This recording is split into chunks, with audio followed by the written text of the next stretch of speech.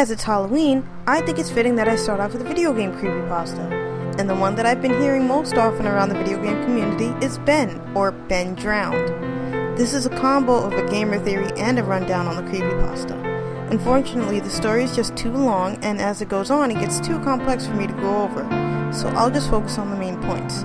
If you want to read the whole thing, I left a link in the description for you. How I'm going to do this is I'm just going to basically tell the first part of the creepypasta and then give my take on it. So let's get to it. Ben is the spirit, an entity if you will, of a kid that drowned and can supposedly possess video games and electronics. The story was posted on 4chan originally by the user Jujuzable, who had apparently gotten the cursed cartridge of Majora's Mask from an old man in a yard sale who simply said that it belonged to a kid that didn't live here anymore. Red flag number 1. When he got home to play the game, there was a save file there under the name Ben. He left the save file alone, taking note that Ben was close to finishing the game, but was an hour away from the moon crashing down, and started a new game. The game played like normal, save some minor hiccups, glitches here and there, but what was really unnerving was that at times the NPCs would call him Ben. Figuring it to be a bug, the player erased the Ben save file, thinking it would solve the problem. This only resulted in the player not being referred to by name at all. That night, when he played the game, he decided to try to do the 4th day glitch. Look in the description for more info on that. But instead of still being in the observatory after a successful attempt, he was in the Majora boss fight at the end of the game with Skull Kid hovering above.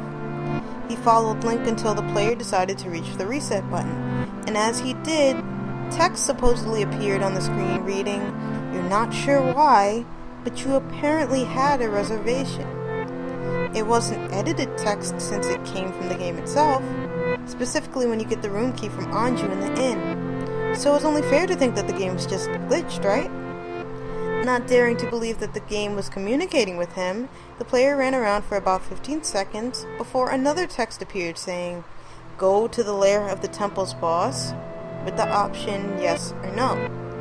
Not being able to select no, he chose yes when the screen faded to white with "Dawn of a New Day," subtext lines.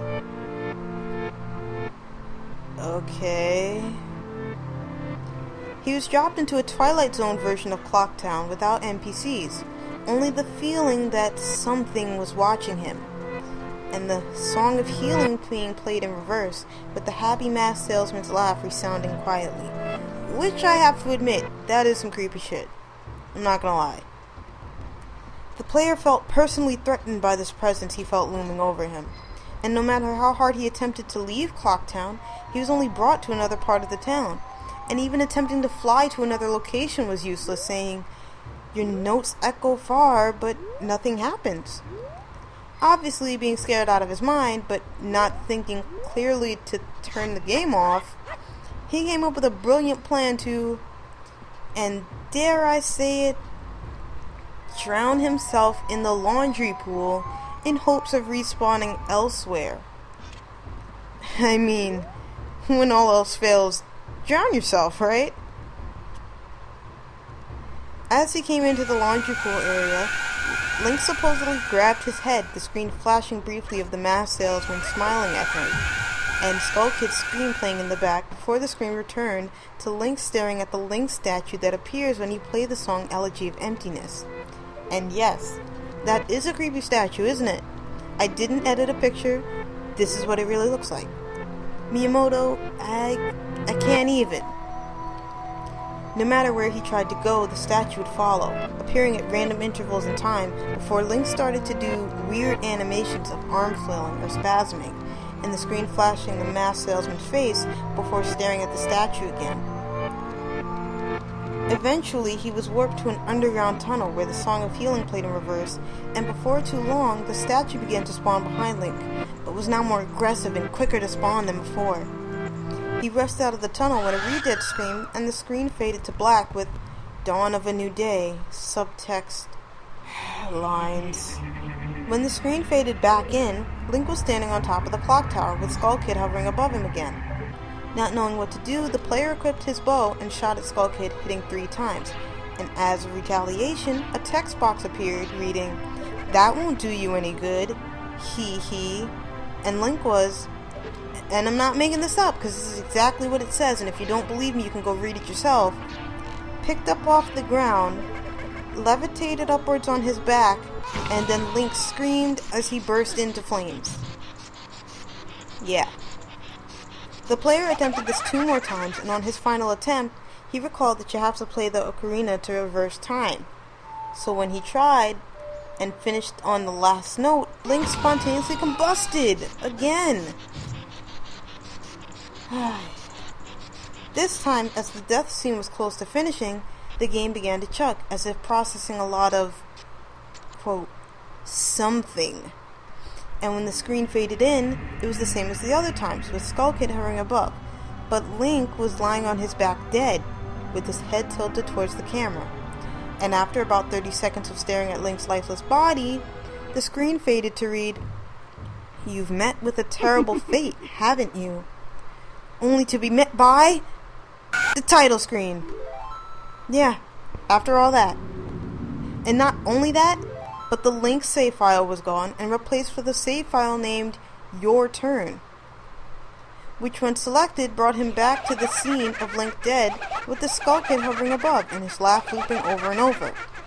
So the player reset the game to find another save file under Your Turn titled Ben, which the player had deleted before the start of all of this, with its stats intact, with the game being nearly completed and the moon just an hour away from crashing down. Scared out of his mind, the player turned the game off, and I think that's where I'll end this one. Now, I know there are some people out there asking, is this story real? And my answer to you is no, it's not. It's just a story, a really well thought out story. And I know there are some people that are probably asking, and I know there are some people out there, how can you say no with such confidence? You've been playing footage of the story. How can it not be? And my answer to you, again, is it's just a story. The gameplay footage was created by the author. Well, to my knowledge. And he already admitted that the story wasn't real. So there you go. It was just a hacked version of Majora's Mask, which I have to admit is pretty damn impressive. And if you know what you're doing, it's probably not all that hard. The only reason I can see why people are so scared of this is probably because they just didn't know what it was, and probably too scared to look it up worrying about screamers. Which is understandable. I totally understand that. But now you know. So, no worries, right? And to those that knew the story, I'm sorry you had to sit through it again. As I'm sure you've probably read it from Mr. Creepypasta or read it yourself. So, that being said, this has been Gamer Theory. I'm Auroric Haze. See you next time, and thanks for watching.